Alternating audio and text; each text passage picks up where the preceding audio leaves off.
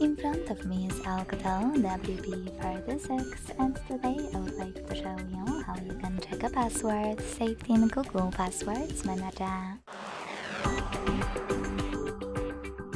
Begin by opening Settings and scrolling down to access passwords and accounts. Then hit this gear next to Google under Autofill service and tap on Google Password Manager.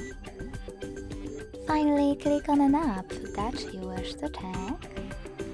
Enter your current login method, and to see a password, use this eye icon right next to it.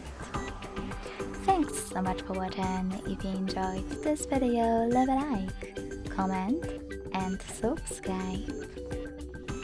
Bye!